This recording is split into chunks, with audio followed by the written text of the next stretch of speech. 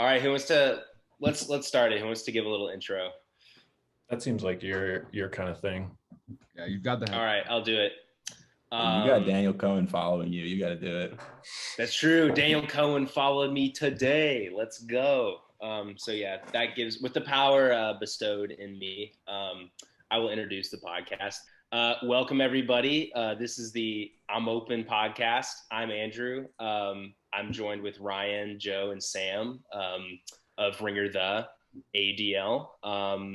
We're gonna talk some ball today.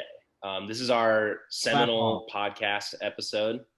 Some flat ball. My bad, misspoke. But yeah, this is our kind of our Friday ep. We're gonna just kind of preview the games this weekend, give some thoughts, talk players, and we'll go over our game of the week towards the end. Anyone else got anything? I'm open. I'm open. We're so open. I'm very open. Ringer the AUDLs. I'm open. 2022. Can we also talk about how Ringer the AUDL now has 50 followers on Twitter? That's right. Specifically, AUDL follows us. And yeah, we've got some check marks in there. We're on our way to a blue check. I think it's hilarious that they followed us because it's like we could literally be anybody. Like we just have it. Yeah, we are literally anybody. We are literally anybody. If I were them, I would like maybe wait a little bit to see like what we actually do. Like we could post some. We could be literally anything. Okay, so first we're gonna start off with a little player to watch segment. And you know, when you're talking AUDL, everyone knows the big names. You've got your Ben Yacht and your Jonathan Nethercuts and your Everest Shapiro's. But, you know, I thought this would be a good way for us to sort of talk about, you know, a player that AUDL heads might not know too much about, but maybe they should. Let's start with Andrew in the top left. Yeah, I'm super stoked to talk about this guy. He's definitely a name. You know, we've got Ben Sadok on the Boston Glory. You heard about him when he had his big Callahan nominee year, deep run at nationals for UMass. But then he kind of, at least for me, kind of dropped off the table a little bit. Didn't hear a lot about him. I'm sure if you're kind of a big Northeast Frisbee head, you know, that's definitely not the case. But I think the national spotlight has maybe turned its gaze elsewhere. But Ben Sadok is still out there. He's playing on the Boston Glory. And the reason why he really caught my attention was he's leading the league in points played right now. You are. No, he had more. I got him as, oh, no. He's sixth, but he's only played 5 games. Oh, maybe it was career. Anyway, he's playing. Cut that. What was I looking at before? I was like, literally last night, I was like looking deep in the stats, and I was like, holy shit. Oh, okay, there he is. He's 6. Okay. Maybe it was like adjusted Montreal or something. just played, so they all took over. That's right. Yeah, that's right. Let's go. Okay.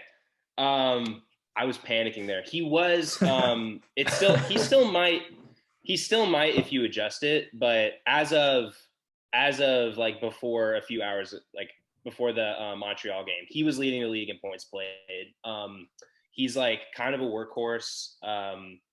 And just looking at the numbers, I don't think he's on a lot of people's radar for MVP, but I think he could be a sneaky MVP candidate if he keeps playing, like if he keeps having the workload that he has, and he has a 97.26 completion percentage when he's like up there in points played in the league. So I think that's definitely something to look at. Like the Glory relies on this dude to run their whole thing. So that was kind of something that caught my eye. I think, you know, he's someone to just keep an eye on for the rest of the season. Okay. When I saw that you picked him and I went and found this photo for the slideshow, my thought was, in this picture, for sure, he looks kind of like Grease, who's also from Massachusetts. And, you know, in editing, we can throw a picture of Grease on here to compare. But Do you think You gotta get the ice cream picture. for those who didn't play college sunscreen, frisbee with us, Greece has kind of got a nose for the end zone. Would you say that Ben Sadok is similar, or is he a different kind of player?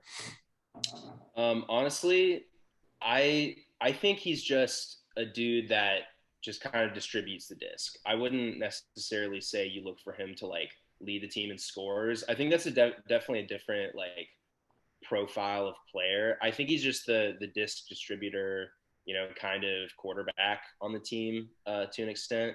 And he's just the workhorse. Like he's out there like every point, they're just relying on him to lock things down and get the offense flowing. So that's kind of how I would see him. I think there's actually another player comp for Greece that I definitely we'll get to that.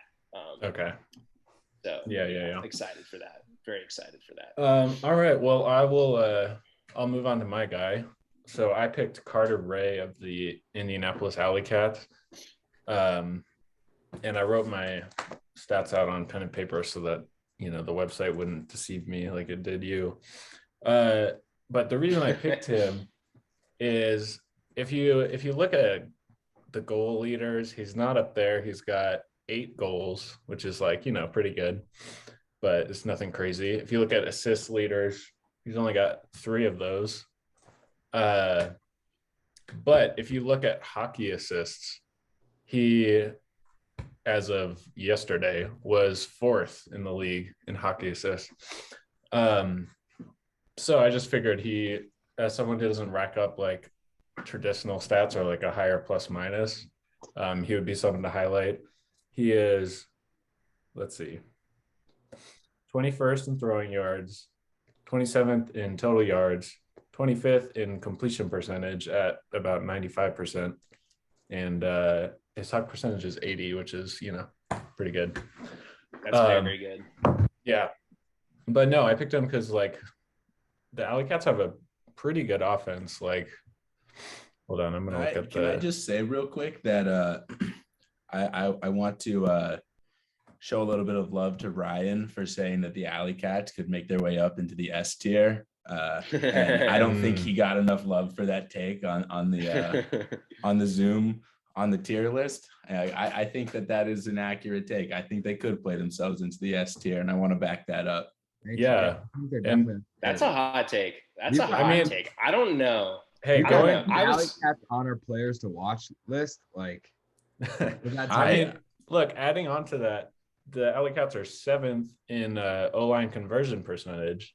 So, they're one of the elite teams. They're 5th in hold percentage. So they have a really good offense. And a lot of that is due to this guy who, is at the center of it all, really. Oh my God. They also have the highest D-line conversion percentage. They're also running at like 25 points a game. Yeah, they put up 33 on Detroit, if I recall. Who couldn't put up 33 on Detroit? I mean, it's just have the best red zone offense in the league. The Alley Cats are really good. They're up there in all of these. You heard it here first. They're 3rd in huck percentage. They're 3rd in huck percentage too. They're top 10 in all of this shit. I do think. Oh, their huck percentage is 90%. They're 18 for 20. That's insane. That's disgusting. So, just to have full transparency, and I brought this point up on the tier list last week. The Alley Cats are one of the few teams that actually play all of their home games indoor. And for all of our Frisbee players out there that have thrown in the wind, like if you're indoors, you can make the most sauciest throws of all times. Like I've been playing indoors out here in Colorado, and like the next. Well, some of us can do it outdoors too, but I mean, continue. Yeah, but when you're elite and you have no wind, like these guys can throw 80 yards on a dime, and I think that definitely helps the huck percentage and the points. And that Detroit game, 33 points indoors. There's definitely a correlation there. A good point. That's fair. A good point. That's a fair point. I'm still high on them. I thought I was the Alley Cats guy on this pod. I thought I would be the one who would be like, actually, they're really good. But I think you guys are higher on them than I am, actually. I almost picked an Alley Cat for my player of the week, mostly because they're playing Detroit again. And so I thought they were just going to go off. They probably will. Putting somebody in there would just be a fun player to watch. I mean, it's important to know you guys had the Radicals S tier, right? And they only beat the Alley Cats by 1. So, well, I think the story of that game is actually something that I wasn't aware of when we taped that. But the Alley Cats were up by 5 in that game, and Madison came back and won. So I don't know if that's like, you know, credit to Wisconsin or to Madison for like mounting a comeback, or is that the Alley Cats choked? I think the truth is probably somewhere in the middle, but I think that's a mark of a really good team to be like, wait a second, we shouldn't lose to this team. Like, we're gonna win, you know, and just like will yourself to victory like that. I think because like we're talking about like the Alley Cats. I mean, they're a good team. We're high on them, and Madison came back. I think that's an S tier type of move to do. So I'll stand by the Radicals in the S tier. I also would like to say that all of my notes that I wrote earlier had the team name Madison Rascals. So I'm happy to know that it's actually the Radicals. I don't know. I think Rascals. it might be the Rascals.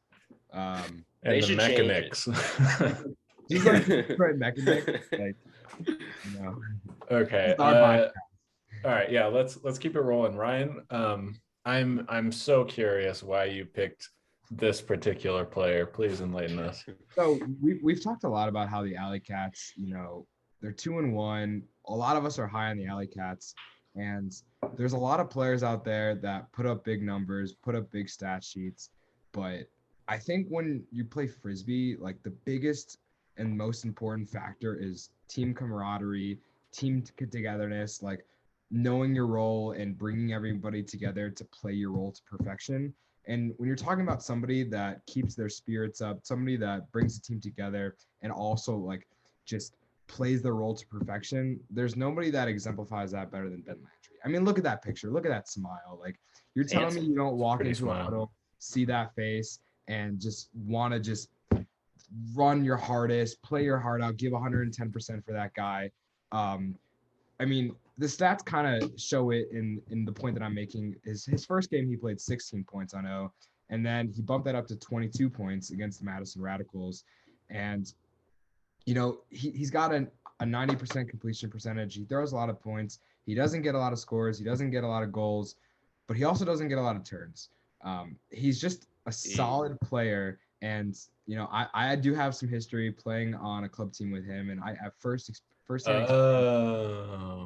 it is. There it is. Great to be around. And I really think in the coming weeks, like, he's going to get more playing time. He's going to get more opportunities. I think the stats are going to show up. And when we're talking about a player to watch, like, you can't just recognize the players that put up numbers in the stat sheet. You got to recognize the intangibles. And I think Ben Landry, also known as Lando, like prime example for those characters. You know what? You really raise a good point about statistics not being everything, for sure. I would just like to point out for the audience that you and I, Ryan, were talking about your pick before the podcast started. And we took a look at the Alley Cats, you know, leaders in various stats and whatnot. If you sort the Alley Cats players by plus minus, you will find Ben Landry at the very bottom. And I love Lando. He is such a cool guy. But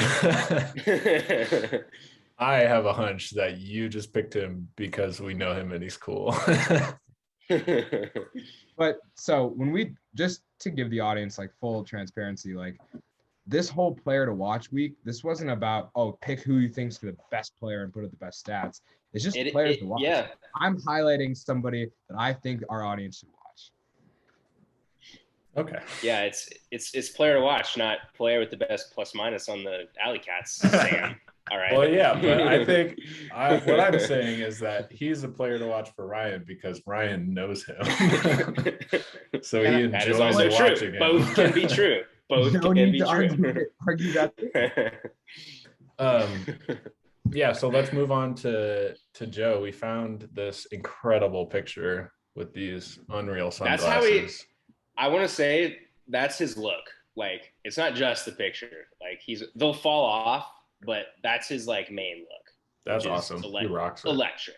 Well, before I get into the god, the man, the myth, the legend, Leanjo Marks, I want to say that my original pick for this was Carl Crawford of the UVM Chill, who beat Ohio State today.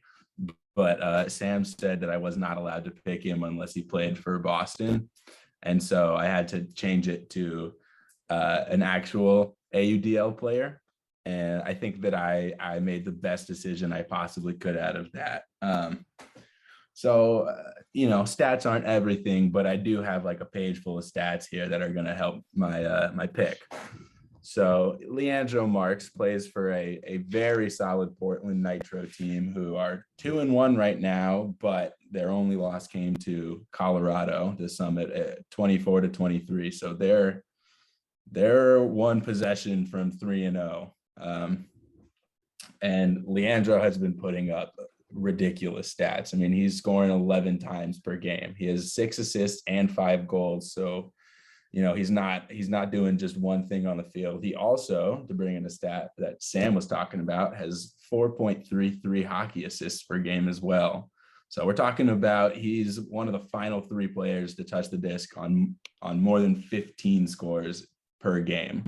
And, that alone could beat a couple teams.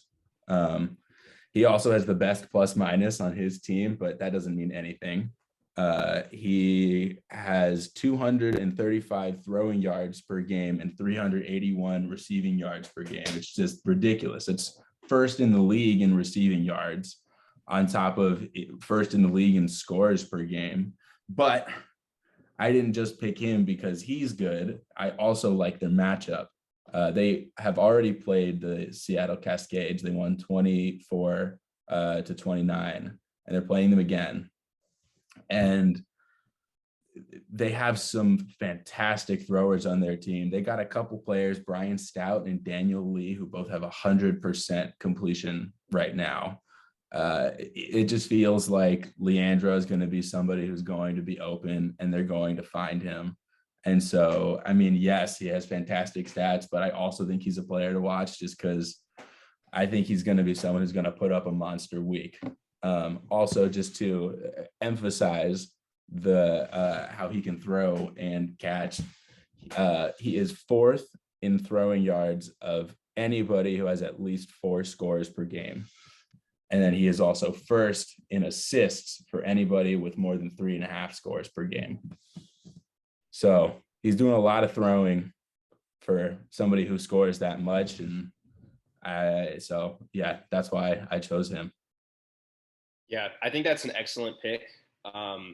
If you didn't pick him, I would have. And part of that is, so I was just checking his stat page. As of before those rat bastard New York Empire players played today, he was the leading just points, assists, and receiving goals. He was leading the league with 33. But get this, he's after the New York played today.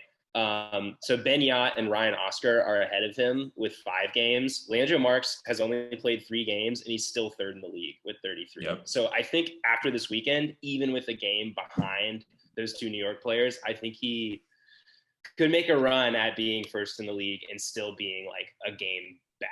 So I think that's insane. He could be the first ever MVP who doesn't win Rookie of the Year.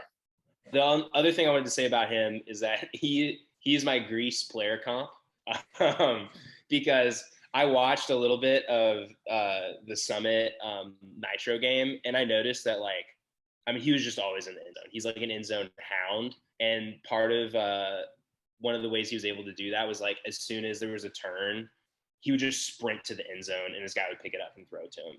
He was just oh, I'm gonna run there as fast as I can right now, and then it worked very well. And just so cool. He looks so cool. Yeah, the shades. It's electric. it's electric. He was made for TV. I feel like he should have an electric guitar strapped to his back while he's playing. Yeah, it probably even it out for everybody. It's like a fair like. I mean, is it a foul if you smack someone over the head with an electric guitar? That's not in the rule book. That's what I'm saying. Maybe it's OP to have an electric guitar while you're playing. It's possible. That's of the same ilk of like, there's nothing in the rules saying a dog can't play. Like, nothing in the rules, so you can't have an axe on the field. And then my follow-up on this pick, Joe, was is this your favorite for Rookie of the Year, or do you have someone else in mind, or what do you think of that? I definitely think that, as fantastic as he is, he just doesn't have my vote yet. I think there's another player on the Aviators, Everest Shapiro, who in my mind is the leader for Rookie of the Year right now. And Leanjo has some flashy stats, but I just don't think anybody has an impact on the game as much as what I've seen from Shapiro so far. So we can discuss it by the end of the year, but as of right now, no, Marks doesn't have my Rookie of the Year vote. Yeah, I agree with you on that take. The way Shapiro just dominates the deep space, there's nobody really that compares to him right now. He changes the whole defense playing against you. You just it's unbelievable. I agree. Like, having watched the Aviators games with Everest and without, there's definitely two versions of their offense. And I did go into this a little bit in our tier list video, but just the presence that he has, a defense has to look at him and say, that is a deep threat. We need to be able to, cover that. And then it opens up unders. It just kind of like has the whole offense flowing.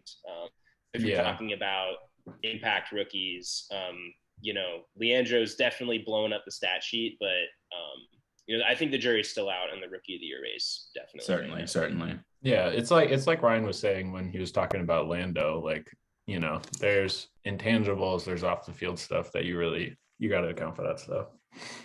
Definitely. All right, so speed round. We're going quick. We're not doing 10 minutes on a game, right? I'll name a game, then we'll all kind of go around. So yeah. Obviously, this first game already happened. New York won 22-18. So next we'll jump to New York, Ottawa. I think we'll just call 3, 2, 1. New York. I like Sorry, that. Sam, not Andrew, why do you like New York in this game? I mean, I don't know. They're just really good. They've got that top end talent. Jack Williams, Brownlee, they've just got the studs. Jeff Babbitt. They've just got dudes. It's hard. Like, Montreal's a good team. Like, they didn't even look bad against New York today. It's just they just couldn't. Those mistakes that most teams will make, you can't make them back when you're playing a team like New York. They'll just take advantage of it. They're a very good team. So it's gonna be tough for Ottawa. You said Jeff Babbitt, and I just got scared hearing the name. Like, he's a scary man. He puts fear into the heart of his opponents. Like, how do you overcome that? He's a scary man. All right. Anyone else got anything on this one? I will say Ottawa?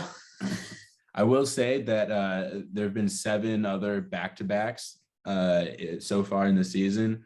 Only 2 times has a team gone 2-0. And one of them was Philly, who also had a Montreal-Ottawa back-to-back, and they went 2-0. So, I think New York is a much better team than Philly. And so I think New York got this in the bag. Yeah, for sure. That's a good point, though. I'm with that. I'll move on to Alley Cats versus the Mechanics. And I'll move to Ryan, since you're an expert on both the Alley Cats and the Mechanics. Obviously, Michigan is at college nationals, so that might affect Detroit, since Ann Arbor is not too far from Detroit. I'm sure they share some players. What do you see with this game? Yeah, I don't think this game is going to be relatively close. Talking back to our tier list last week, we had the Mechanics in the bottom tier, and we talked about the Alley Cats, and I made a point about them being in the S tier, but we put them in the A tier. When you're talking about an A tier versus an F tier, like, I expect the Alley Cats to win by at least 6, because I don't think it's going to be close. Mm-hmm. Well, the Alley Cats put up more than 33. Probably not because it's at Detroit, so it'll be less than 33 points. But that's Probably. insane, and that's what they I put think up it'll be last less. time. Let me throw something else out there. Daniel Cohen tweeted the DraftKings lines for the game, which are Alley Cats minus 7.5. What do you think of that, Ryan? So I would say I'm a betting man, and if I were to put money on this game, I would put minus 7.5 on the Alley Cats. I think, man, this is tough. It is in Michigan, but I think the Alley Cats are going to put up some numbers and really, prove to us, prove to the rest of the AUDL that they deserve to be in the S tier. And, I would take the Alley Cats in that line. Yeah, I'm with that. All right, moving on. I'll go to Joe first on this one since you're a DC resident. For this game, I did not take a single note. I just wrote Breeze, so that's who I'm picking. But what do you have? Yeah, I wrote DC Breeze over Toronto Rush, and those were my notes. But what I will say is that the Breeze are better than the Toronto Rush. Yeah, I would agree with that. I have them winning. Yeah, DraftKings also has the Breeze at minus 7.5. So that's kind of the stats are saying go. Yeah, Breeze. That's pretty good. The Breeze are like maybe the best team in the league, which is, they have the Breeze a loss, are fun. But... The Breeze are fun to watch. I'm really considering getting some merch. Maybe next time on the podcast, I'll have a cool hat. There we go. I've got a little something on the Breeze. I also think they're going to win. Something that surprised me though was when I was writing my article a couple days ago about the Aviators. I was looking at their stats, and obviously the Aviators are last in the league in blocks. Also, when you adjust for games played, they're still last. Not too far ahead of the Aviators are the Breeze in blocks. They do not generate a lot of Ds. Maybe like there's more throwaways. I mean, they went and stomped Montreal in the Breeze home opener, but I mean, they've got AJ Merriman, who won Defensive Player of the Year last year, and they're like kind of hurting for blocks right now. I think we all agree that they're a good team, and they'll probably be there later on in the postseason. I think I would like to see them kind of make up on that number a little bit and get their defense right and kind of get some blocks at least like more closer to average, or around the middle of the pack and not kind of in the bottom half. So that's my one kind of thing I'm looking at for this game for the Breeze. I'm still very high on them, but yeah, okay. That's one thing I noticed. Yeah, I agree. Yeah, I would hope that they would regress back towards the mean since their first game was against the Empire, but I would agree with you. All right. Good point. That is a good point. I'll move on to Pittsburgh, Tampa Bay, and I guess I'll take the lead on this one. This one's like the battle of the Dookie. Yep, it really is. And obviously, it's the AUDL, so these teams are amazing. No, all of that, blah blah blah. Get that out of the way. These teams are bad. I personally have the Cannons winning their first game of the season. I think they're going to want it more as a winless team. And also Pitt is at nationals, and I'm certain that Pitt's college team makes up a majority of the Thunderbirds. I don't know that, but I'm certain. But no, if you look at the stats for these teams, they're pretty. I mean, Dookie is just the best word for it. The Thunderbirds hit on 30% of their hucks, which is by far the lowest in the league. The Cannons only hit 52%. I got something to add to that stat specifically. Oh yeah, go for it. I was thinking that these teams are both so bad, it's just going to come down to like who can get lucky more. And so I looked at their top 6 assist getters, and I saw that the Cannons averaged almost 8 complete hucks a game on about 75% just from those 6 guys. And they're fine. But then the Thunderbirds get like almost 5 on 45%. So the Thunderbirds seem to throw more hucks that just are not very good. And the Cannons are connecting on more. And that's why I also picked the Cannons, just because I feel like they're gonna get lucky. They're gonna take more risks, but they're gonna be better at them. I'm picking the Thunderbirds here. But like, Okay. we can It's talk. Thunderbirds -2. Do you like that or just Yes, I think the Cannons are god awful. or Dookie? They're worse than every other team. I think they're the worst team in the league by far. All right, we'll see. Alu, do you have anything for this game or?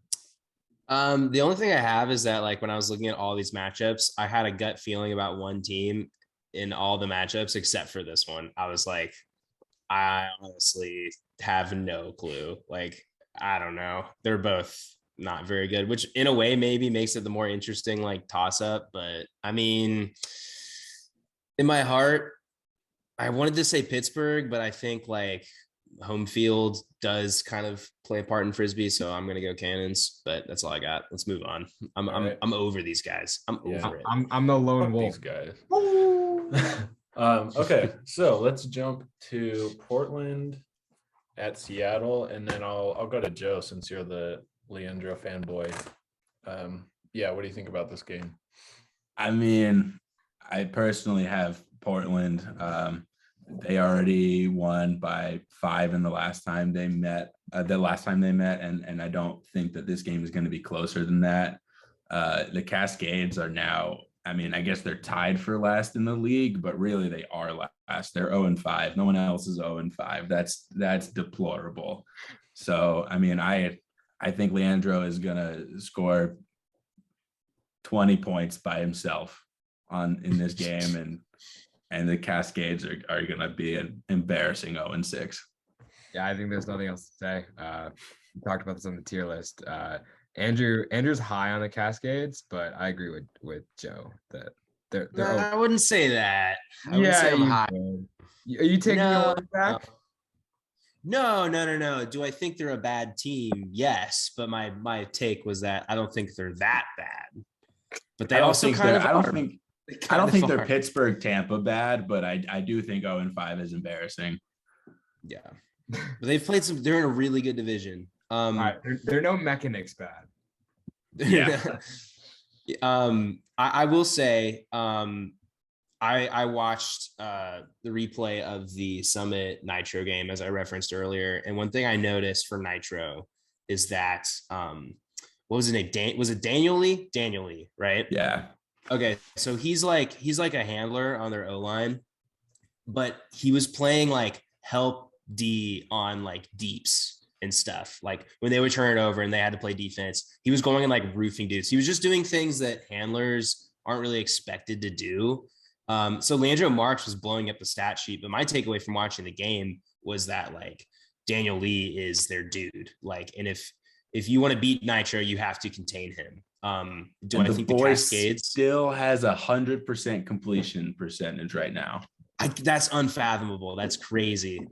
He's like insane. He was getting like he was doing it all. He was getting like up in the air. He was getting like horizontal chest high, like layout Ds, like, and he was running their offense. So he was crazy to watch. And I don't think the Cascades have like that person they can put on him to really like shut him down. I think they're going to get overwhelmed. So I think it's an easy Nitro pick for me. I do think my hot take is that Leanjo Marks is going to have a quiet week, but okay, I have no basis for that. I was just, maybe it's because out there.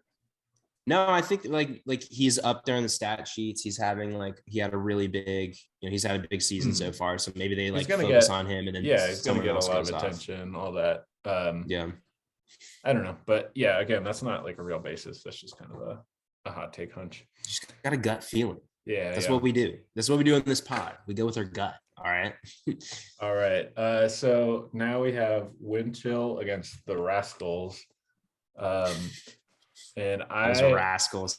I went back and forth on this one. Does anyone have a strong opinion? I think this is really. We'll talk about the game of the week, but I think this is the number 2 game of the week. Yeah. I can kick it off. Yeah, go for it.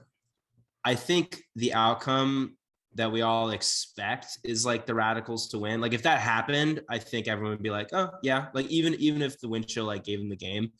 I do think the wind chill have the ability to win this game. I was just like trying to sift through their stat page to see like what it was that they did well. Cause I have this idea of them as like a really good team, like kind of right maybe on the outside of the upper crust, but like they really never are. But I was looking at their stats and they are, and I'm not going to get boned because this is a rate stat. It's not a cumulative stat. They're third in the league in break percentage. Like does their D-line go out and get a break? And they're third in the league in doing that. And that's kind of scary because like you can generate as many blocks as you want or as many turns as you want, but it doesn't matter unless you punch it in. So their D-line offense is very good. And I think that spells upset. I think that's the formula to upset good teams is take advantage of their mistakes. I'll pick the win show. I'll do it. In my gut kind of says Radicals because I just think that, to me, I have them S tier and Windchill's kind of a B tier team. But I'll go for this game. I'll go Windchill. I'll say that I have the Rascals, but I also was really back and forth. Honestly, for me, they seemed really similar, and the only outlier was that the Rascals really donked on Detroit, and that's what did it for me. I mean, the wind chill put up 20 against Dallas and 21 against Chicago, which Chicago is a much better team than Dallas, but it just seems like they kind of have their level that they play at, and they could go a little bit better, but I don't know if I've seen it yet.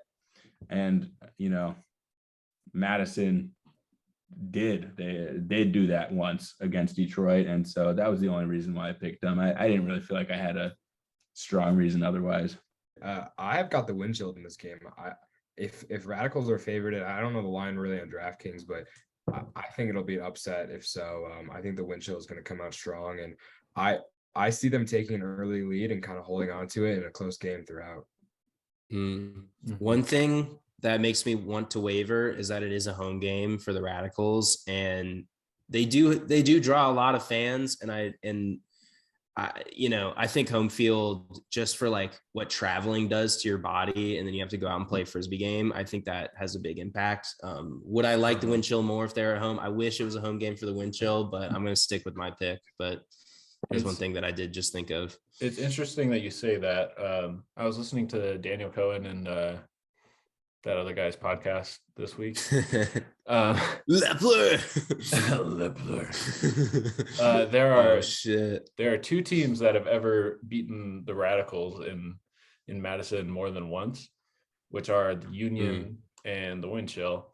And the Wind Chill are actually on 2 straight wins right now. So okay, they're going for the record 3 wins in Madison. Yeah. So if there is a team to take them on the road, it would be them. And I mean, I don't know. My thoughts on the game, just looking at the numbers, the Wind Chill's offense is like hilarious in that it's insanely Huck oriented. To demonstrate that, the Wind Chill have 191.5 completions per game, which is more than 10 lower than the next lowest team. So they're just kind of looking to chuck it. And their Hucks haven't been that great thus far this year. They're at about 50%. So I would imagine that's pretty dookie. It's pretty dookie. I would imagine that improves and like they kind of find their form. But maybe I'm giving them too much of a benefit of the doubt. But yeah, I think after going back and forth, I think I like the wind chill. Joe, you're a lone wolf here. Yeah, I was not expecting to be the only Rascals fan, but I will stand strong with the Rascals. It almost makes me want to switch over, but it's like what they say, like for preparing for a test, don't erase your answer and put something else when you've already put something. So I'm gonna go by that rule right now. That's surprising that that's 3v1 in favor of the wind chill. I'm it's a surprised at that too. spicy. It's like a spicy upset. I'm open. Yeah, I did too. All right. Well, Open. we've gone through every game but one, so it's time for the game of the week. Game of the week, week 5. It's Salt Lake Shred at the Colorado Summit. What a game. Yeah, definitely a lot to dig into, so we can just kind of get started. I went ahead and just like threw all these stats on here, but is there any I guess I'll go to you, Joe. Is there any statistic in particular that you want to highlight for this game?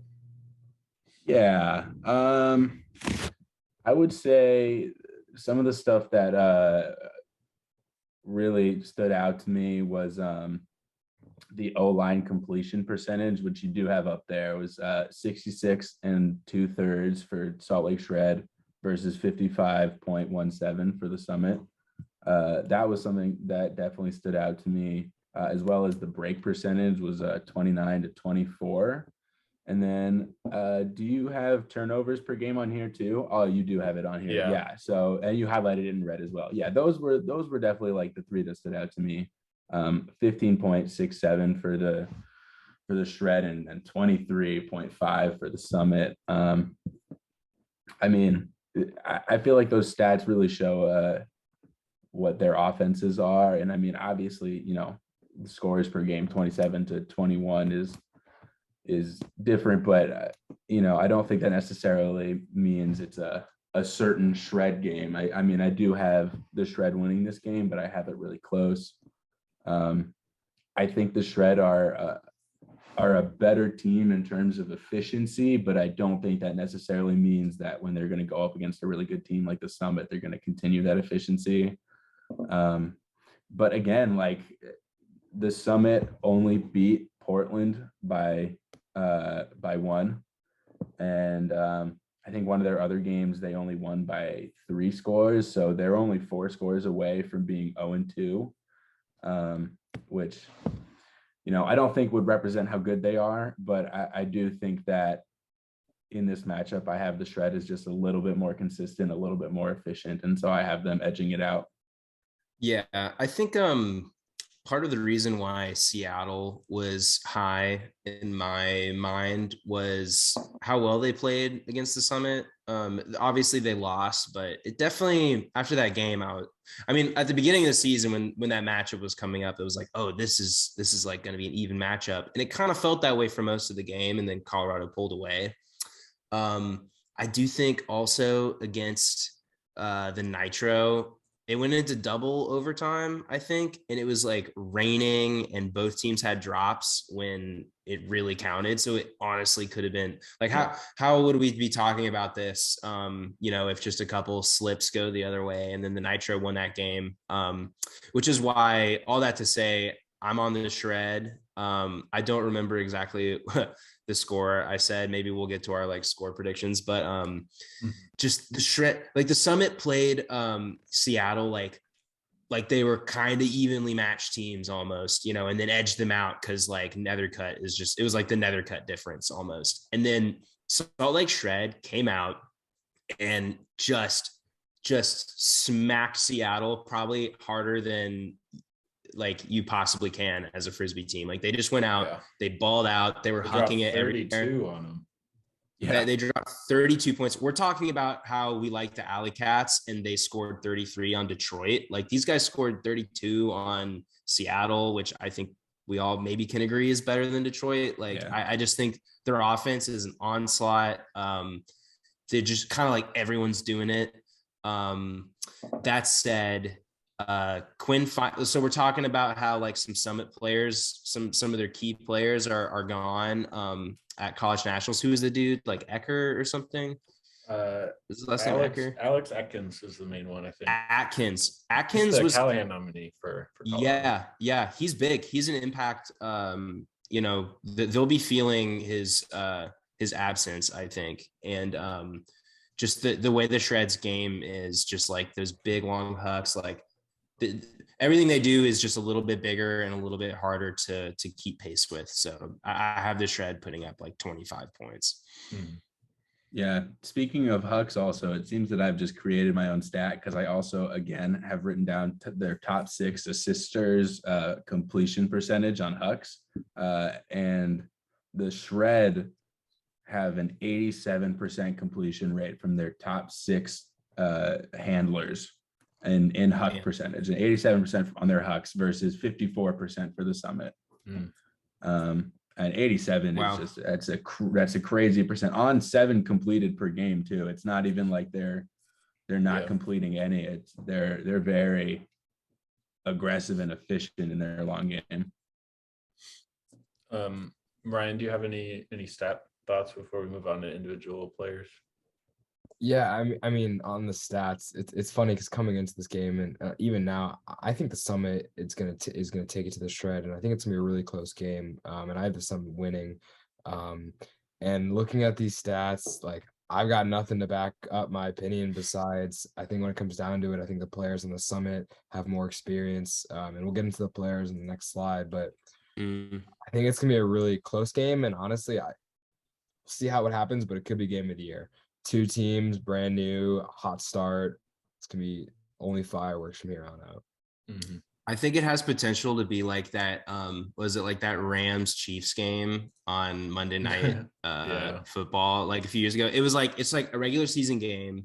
2 really like solid offenses, like huge offenses going against each other. Like just like I don't know what the combined score of that game was, but it was insane, and just both teams were just firing back and forth. I think it has potential to be like that. 54-51. I just looked it up.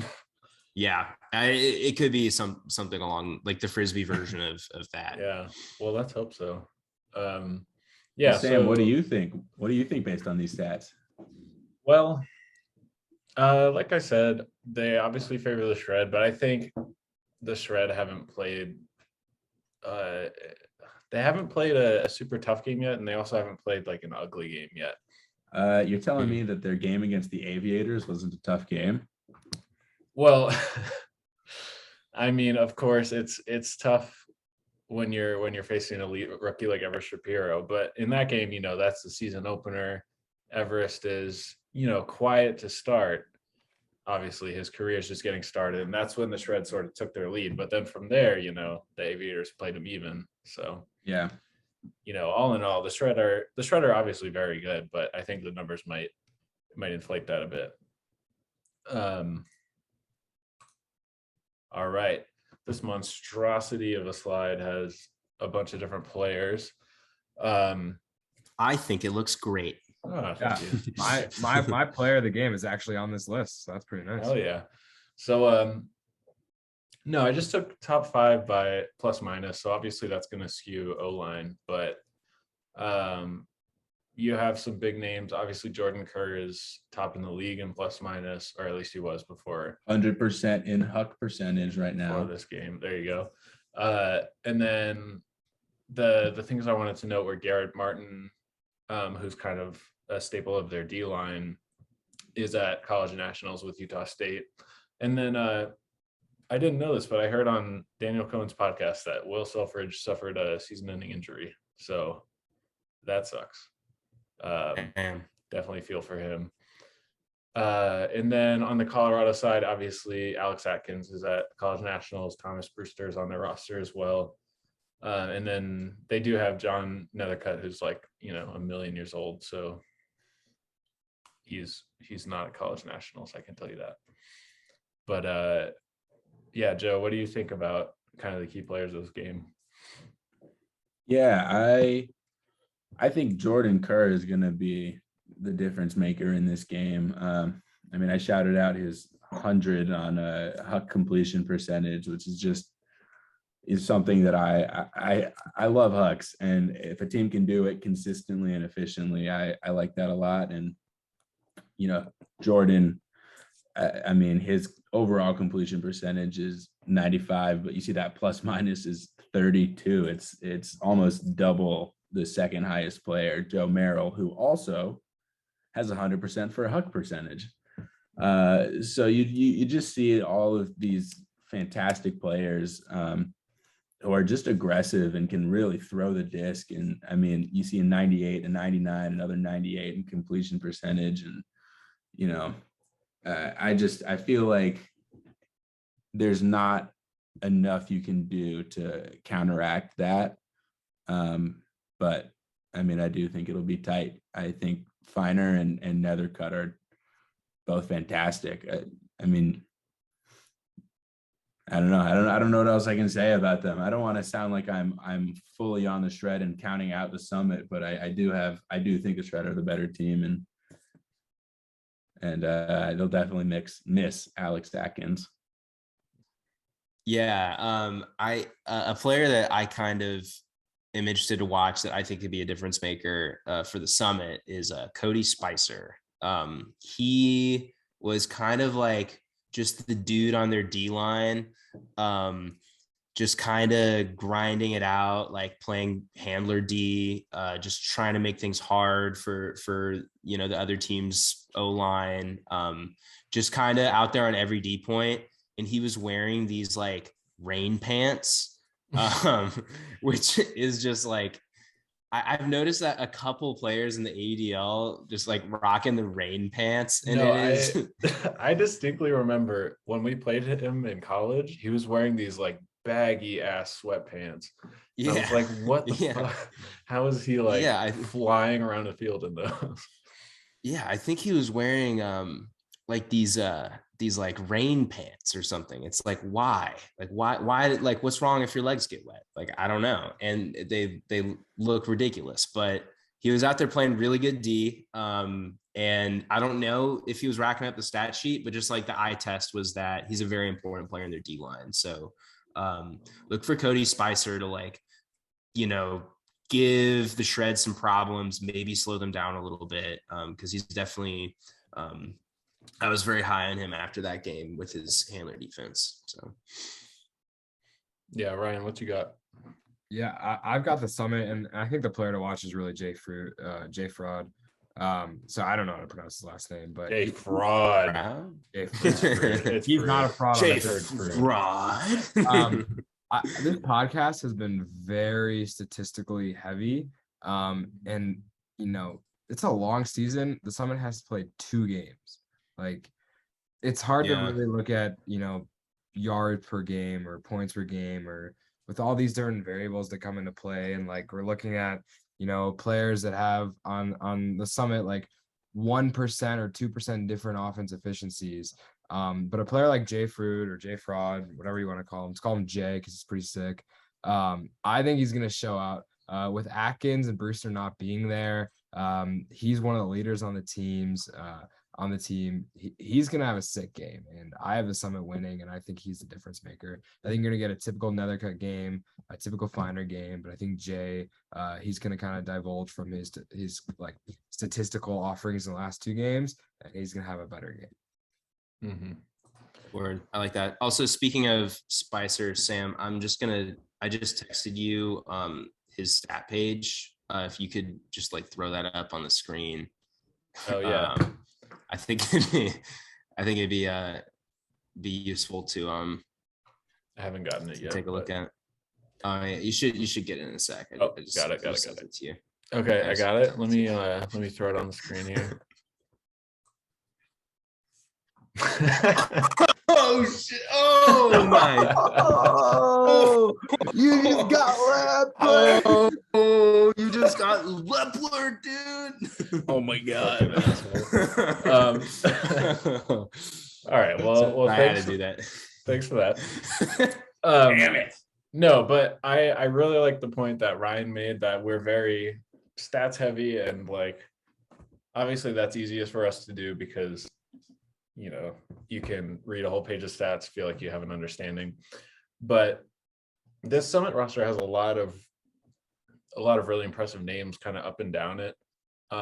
Even missing Atkins and Brewster, like Ryan mentioned Jay Frood, I believe it's Frood.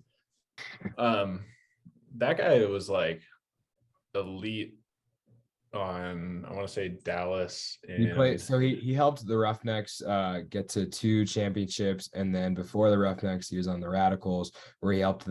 He's a consistent runner-up. He's been to but hasn't won. He gets like he's a veteran. He's been very successful. He's been a first team guy. and obviously Nethercutt goes without saying. And they have, Danny Landisman, Tom Eccles, who went to LSU. So I don't know if I know him because he's really good or because he went to LSU and people we know talk about him. Both. But yeah, no, I feel like this Colorado roster has a lot of depth and it has a lot of like veteran depth too. So especially like with this being their home opener, I don't know. I think that kind of closes the gap for them with the sort of statistical disparity they have below the shred. Damn, Sam, that's such a good point that you make me want to change my my prediction. Now I'm like, damn, hey, you're right. Locked in. I already made the slide. It's locked in. Oh shit. Yeah, all right. It's fine. No, I still feel good about it. Yeah, so I think predictions is all we have left. So if anyone else has any final thoughts before we go there. I do think we talk about offensive stats a lot more than defensive stats, and I do think the Summit have a very solid defense. But I am not changing my opinion, no matter how good an argument that was, Sam. If I had to predict how the flow of the game is going to go, I think Salt Lake is going to stick to their kind of game plan of hucking it. And I think they'll get some completions off of that. But I think the Summit, it's their home opener. They've got a lot of athletes and veterans. Like, I think they're going to throw some defenses out there that are going to really contest those hucks and really kind of I think they've got enough veterans and knowledge on the team to really make Salt Lake like change up their strategy. And I think that's how they're going to attack them on defense. Yeah.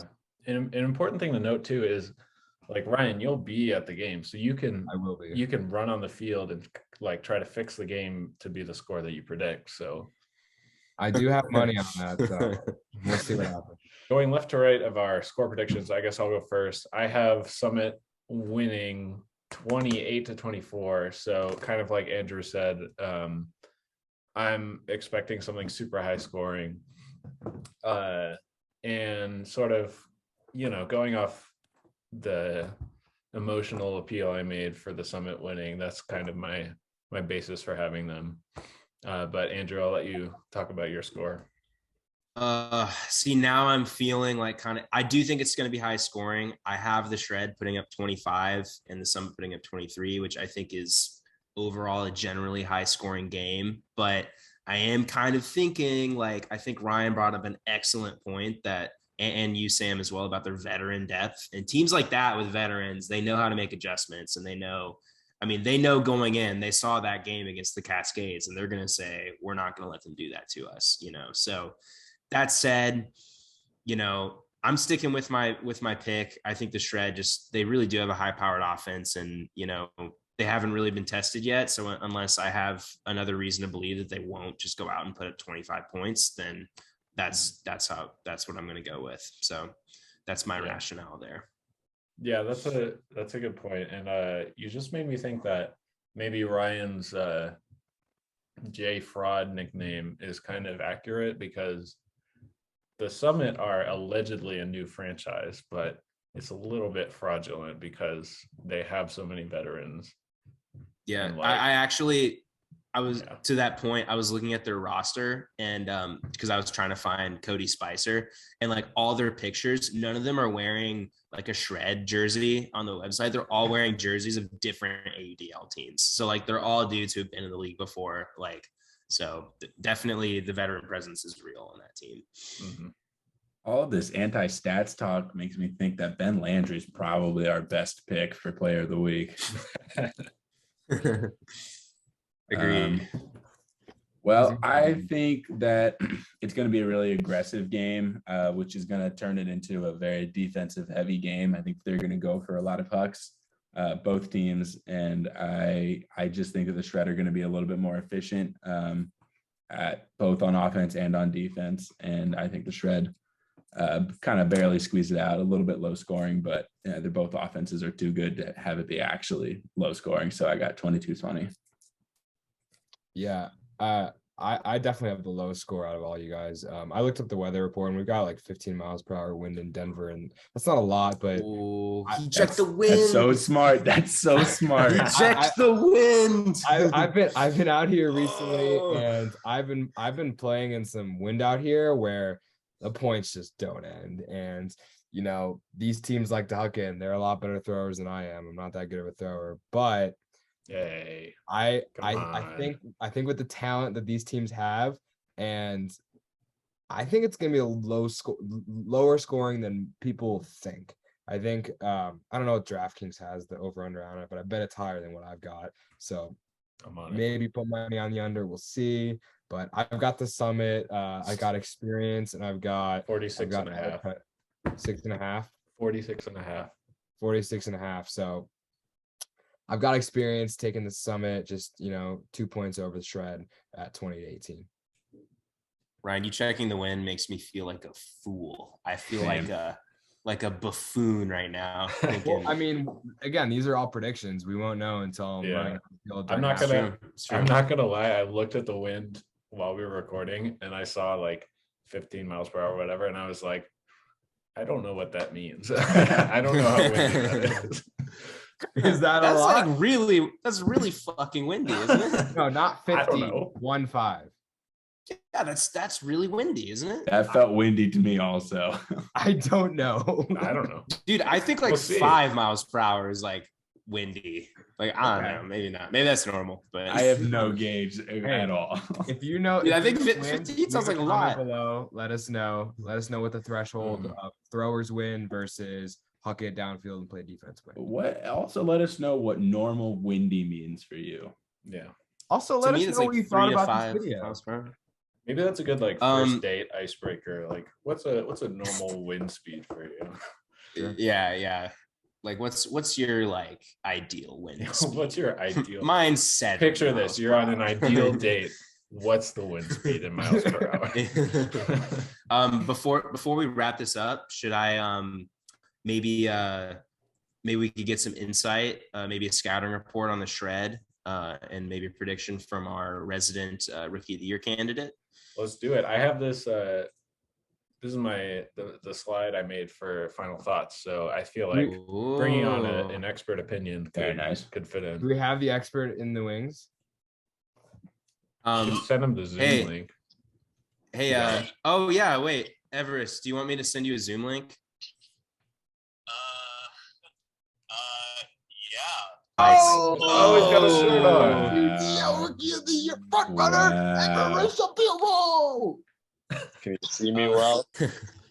All right, Everest. Yeah, take it away. Yeah, I'll lead it in. We're talking Shred Summit. You've played against the Shred. What was your game plan going in, and what do you feel like you learned about that team after actually playing against them?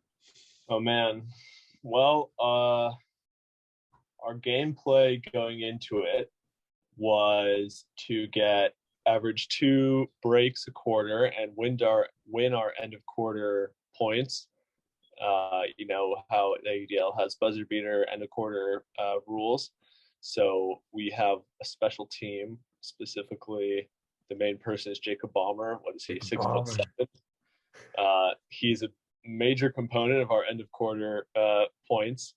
And I don't think we won a single, maybe we got one of them in the Shred game. Would you say now the Shred are particularly difficult in the end of quarter situations, or are they just good in general? Man, they were a good team. I don't know what else to say. They looked like they were in better shape than us. A lot of them have a ton of chemistry. They've played together on previous teams, club, college. They were a very good team, and I mean, it shows. What they're 3-0 right now, right? Yeah. Yes, sir. Are there any? Okay, well, let's just go ahead. What's your prediction for the Shred Summit game? They're both division rivals for you. I don't know if we mentioned, but you're the Rookie of the Year candidate coming out of Los Angeles, the Aviators, Everest Shapiro. I don't know if we've mentioned his name yet on this podcast. No. Yeah. But Everest, what's your prediction for this Summit Shred game? Is it? It's in Colorado, right? It's a Summit home game. It is. You know, I think it'll be a good game either way. Both teams have some superstars, right? Shred's got Merrill, Kerr. Summit obviously has another cut. I think it should be a good game. I'm going to say I haven't watched all of Summit's games. I've watched, I think, all of Shred's and most of Shred's games. I'm predicting Shred's going to take the dub. It'll probably be a little close, but I think Shred will win. What do you got on a score? Man, score. I'm going to say Shred wins 26 to 23. Ryan, you have a low scoring game predicted. I do. I think it's going to be a little windy out here in Colorado, and I think it's going to keep the scores down. Everest, what's your ideal wind speed? And also, at what speed would you say it is windy on a normal day, just walking around? I would say anything more than 6, 7, 8 miles per hour. That's what I'm saying. That's That's like a thrower's win. You know, that's like a thrower's you gotta win. take that into account. As our old college coach would say, Ben Lamport, he would say, "It's not windy," right? That always stuck with me. Mm-hmm. So, Everest, we've got a 15 to 13 mile per hour wind in Denver Saturday night. So, would that make you want to lower your prediction? Because it made me want to. You know, Shred had a really good deep game. That would probably be affected more so by the wind. I said 26-23. You did. If it's going to be decently windy, yeah, I'll lower it to, I'm going to say 23 to 21. okay. Shred still. Shred. Yeah, I don't know. This has been, I think we've we've left no stone unturned. I think we've pretty much said it all. This is going to be a great game, and we'll keep an eye on all of our predictions going through the weekend. And if you listened this far into the podcast, definitely let us know what you thought. And yeah, it was fun. So we'll do it again soon. And Everest, do you know the name of our podcast? Ringer no, that's the website. What's the name? Go to the first slide. All right, Andrew, say it for me. I'm open. I'm open. I'm open. I'm open. I'm Coach, I'm open. I'm open.